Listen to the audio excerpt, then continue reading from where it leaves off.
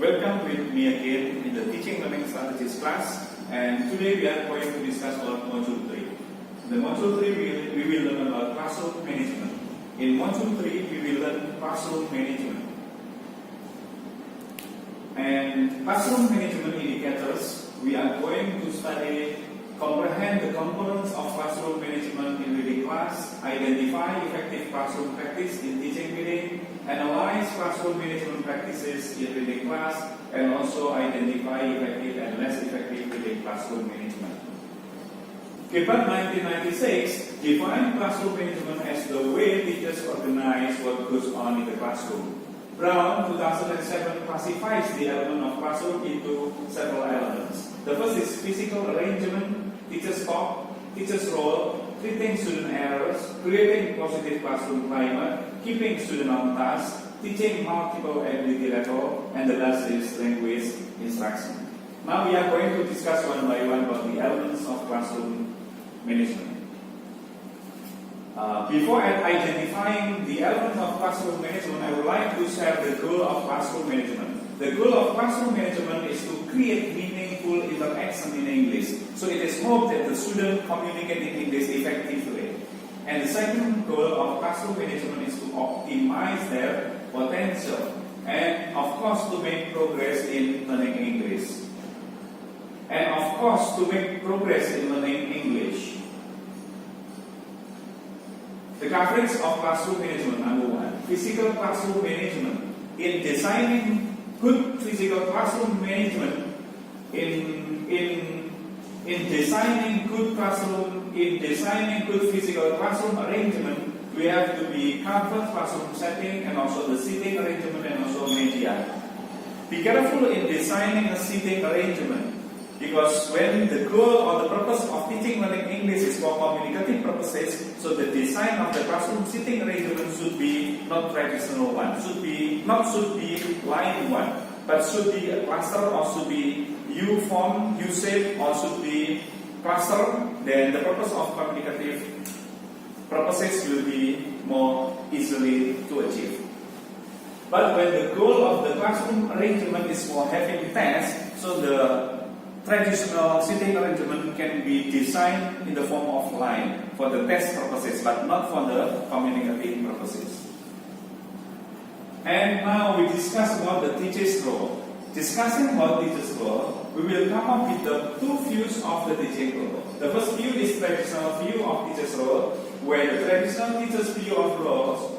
The traditional view of teacher's role describes the teacher-centered teaching model and also explain. Usually it is in the form of explaining the learning material and also providing example, then doing exercises and doing the test and providing feedback. One of the dominant characteristics of traditional view of teacher's role is that there is a lot of explanation in the classroom. So the student role is reduced in this case. The second teacher's role can be looked from the modern view of teacher's role. It is quite different from the traditional one. In the modern view of teacher's role, student-centered teaching model is applied and also facilitate learning, establish positive partnership between student and also student and teachers, between student and student and between student and teachers. And here teachers as a model and also teachers as a motivator, facilitating learning. So the most important thing, teachers as a facilitator. In this case, teachers should provide learning activities for the student. So the student learn from the activities and they can generate the concept from the learning activities. Okay, the next classroom management is classroom language interaction. Classroom language interaction is actually how we use English and also student language in the classroom. How we manage that. That is the problem of the classroom language interaction. Basically, there are two views on the use of language interaction in the classroom. The first is English language use, and the second is combination of English and also students' mother tongue language. Based on English language use, according to Phillips, the use of whole English in the classroom is harmful for the students. maybe because of the difficult to comprehend when the student does not understand about the content of English, so it will be more harm than the good one. Harmer 2001 and also Ur 1996 argue that the EFL teachers has to exploit optimum use of English in the classroom to optimize the exposure. So in this case, we have to debate here. Number one, Philipson disagree with the use of whole English in the classroom, but Harmer and also Ur 1996 agree the use of the English in the classroom because of the optimizing exposure and also cultural from the English and also the real English from the teachers. So that's why Harmer and Ur have to use whole classroom English.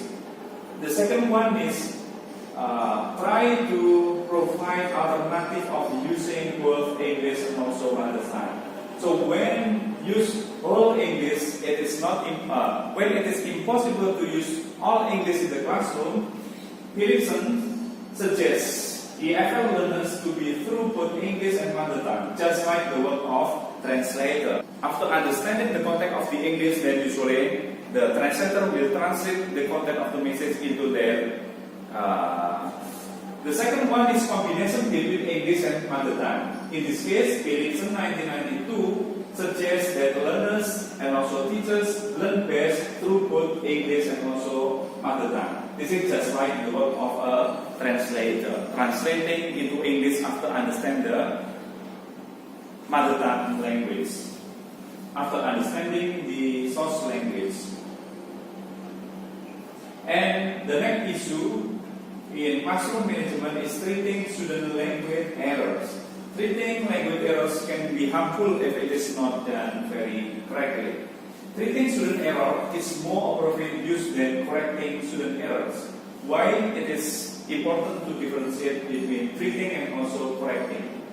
Correcting refers to when the student make error, the student just correct the error and it finishes. But there is no learning occurring from the student to understand, to identify, to mirror about their student error. So that's why we use treating student error is more appropriate than the correcting student error. Treating student errors more how we behave, how we provide feedback, how we teach the student to understand, to be aware, and to provide correction to provide good correction for the students.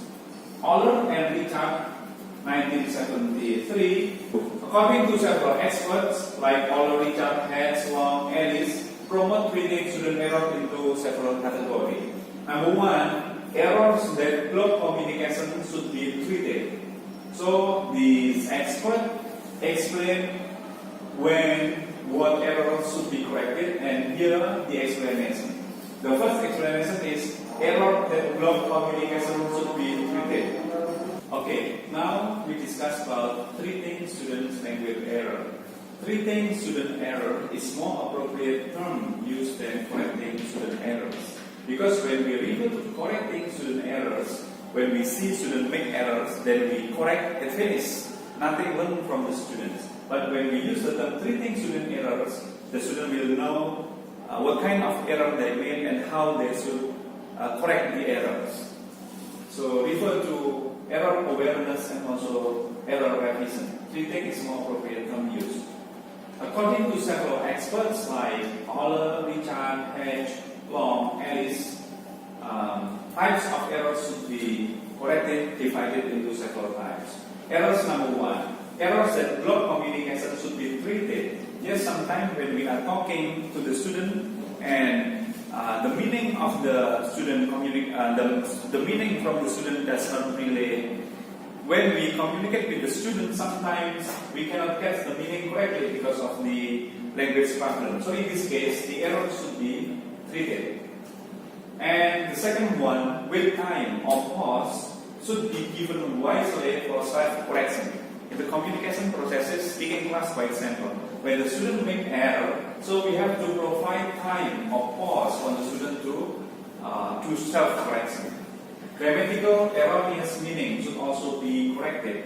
such as the use of simple present and past tense. So it should be very carefully corrected. Fossilized error should be corrected. Fossilized error is error happens again and again because of the interference of the culture on the first language, and it is very hard to be corrected. So this is called with fossilized error. And the next, mother tongue. Mother tongue can be used and mathematics to correct the student's error. Now, types of corrective feedbacks. According to TEDIC 1998, according to TEDIC 1998, classify 6 types of corrective feedback. The first is explicit correction, second recast, third clarification request, fourth metalinguistic clues, fifth elicitation, and the sixth is repetition. Number 1, explicit correction. Explicit correction refers to correcting the student's error directly. So the teachers provide the correction explicitly to the student. When the student make error, the student directly correct. When the student make error, the teacher directly correct the student error explicitly. And the second one is recast. Recast means providing correction indirectly. For example, last week I go to the campus and the teacher just say, you went or you go. Oh, so you went to the campus. This is what we call it recast. And the third will be clarification request. In this case, when the students make error, the teachers can clarify by questioning, I do not understand. So what do you mean? So it indicating that the students make error and the teacher will not allow the student to continue before correcting the error. And the next will be metalinguistic clues. Metalinguistic clues is providing comment or information on the student error. For example, grammatical error, the student just write down grammatical error. For example, language problem, the student just write down or comment language problem. Okay, the next is elicitation. Elicitation is correcting students' error by providing clues or by providing guiding questions. And the next is repetition. The last one is repetition. Repetition is repeating the student's error into the correct one by providing intonation and stress. When the student say, I go to the campus yesterday, the teacher can correct into, I went to the school yesterday. I went to the school yesterday. Repeating the errors into twice correction with stress and intonation will make the student aware of the errors. This is the end of the module 3. As usual, you have to do the exercises and you have to achieve the score of 80. If you cannot achieve the score of 80, you cannot continue to the following module. Thank you.